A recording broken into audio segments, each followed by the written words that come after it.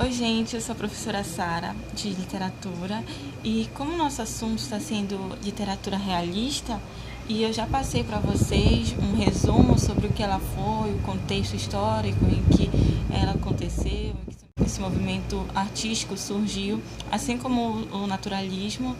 Eu estou aqui com esse vídeo para complementar o conteúdo, apresentando não só as características do realismo, que a gente vai relembrar, mas o enredo de alguns livros nacionais que foram escritos nesses dois estilos, tá bom?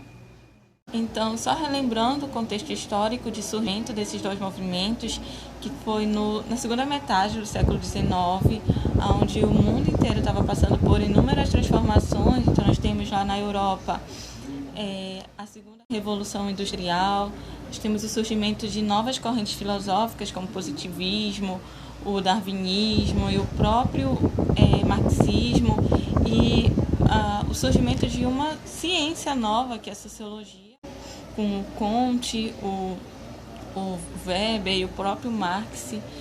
E aqui no Brasil, obviamente, nós passávamos por mudanças também muito radicais, como o fortalecimento do Brasil como nação, consolidação, e o movimento cada vez mais forte a favor da abolição da escravatura. Então, obviamente que numa época em que se prezava dar o protagonismo às ciências e à objetividade, a arte que nasceria dali seria uma arte que coloca como protagonista a ciência e a objetividade. Portanto, a literatura, e não só a literatura, mas as artes visuais, como a pintura e a escultura, trazem o homem como um ser que é fruto da sociedade que ele vive. Então, tudo que o homem faz, tudo que ele pensa, tudo o que ele fala é fruto, é resultado de todas as coisas que ele viveu, de toda uma sociedade, de toda a história que ele passou. Daí nós temos como marco inicial do realismo no Brasil a obra de Machado de Assis, chamada Memórias Póstumas de Brás Cubas.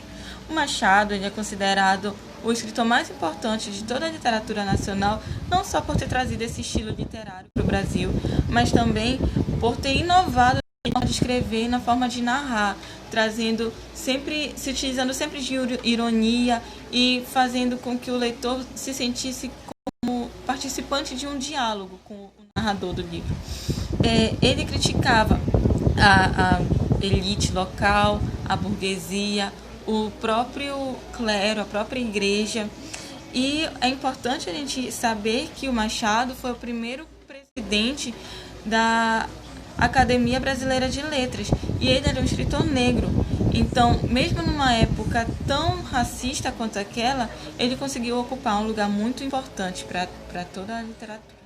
Memórias Póstumas foi um livro publicado em 1881, traz como uma forma de inovar na narrativa um escritor que vai contar a sua história depois de morrer. Então, ele vem e começa logo provocando, desde a dedicatória, colocando que ao verme que primeiro roeu as frias carnes do seu cadáver, o livro é dedicado.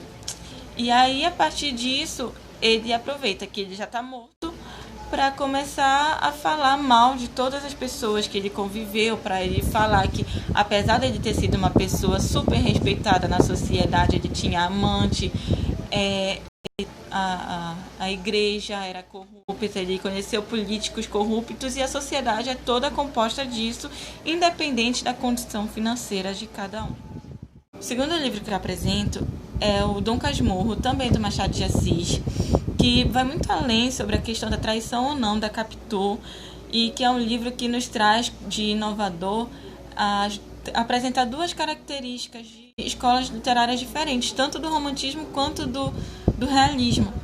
Quando nós lemos a primeira metade do livro, que a construção da relação do Bentinho e da Capitu é de uma maneira muito idealizada, muito característica do romantismo. Mas quando surge a possibilidade da Capitu ter traído o Bentinho passa a ter um olhar mais crítico da sociedade, passa a ter um olhar mais de sociólogo, mais de quem observa toda a corrupção presente nas diversas camadas dela e todos os problemas sociais que existem. E a gente começa a observar como era a sociedade da época e a crítica que o Machado fazia à sociedade da época. E o último livro que eu vou apresentar é um livro naturalista. Então, só relembrando que foi o naturalismo, ele foi um estilo, não necessariamente uma escola, mas um estilo literário que nasceu como consequência do realismo. É como se os realistas já estivessem exagerando no cientificismo, e aí eles trazem à tona a teoria de Darwin aplicada à sociedade. Então, é o darwinismo social, que é o que diz que somente os fortes na sociedade sobrevivem e que a sociedade está sempre em evolução. O que é uma coisa errada, porque sugere que existem sociedades mais avançadas do que outras. Menos avançadas seriam as sociedades americanas e africanas. Bom, os livros mais importantes são O Cortiço e O Mulato, do José de Alencar. Mas, como eu acho mais interessante a Hortência, do Marquês de Carvalho, porque é a primeira vez que a cidade de Belém do Pará é retratada na literatura, é sobre ele que eu vou falar. Essa história, ela nos traz a história de uma relação incestuosa entre dois irmãos.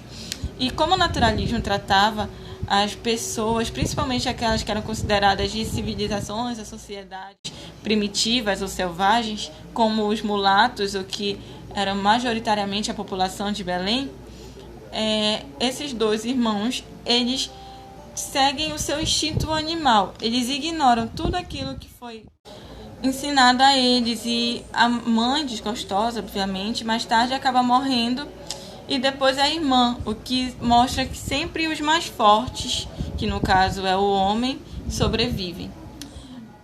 Essa história deu muita confusão para a sociedade da época, que era extremamente conservadora, mas depois o Marques veio se pronunciar para comprovar que foi uma história que aconteceu de verdade, mas não aqui em Belém, sim lá em Portugal, e que ele leu a notícia, se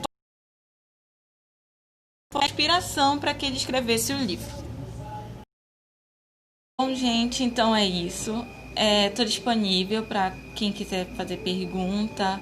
Pode colocar tanto lá no aplicativo do Google Classroom ou pelo WhatsApp mesmo. Podem me chamar que eu vou responder todas. Espero que tenham gostado e tchau, até a próxima.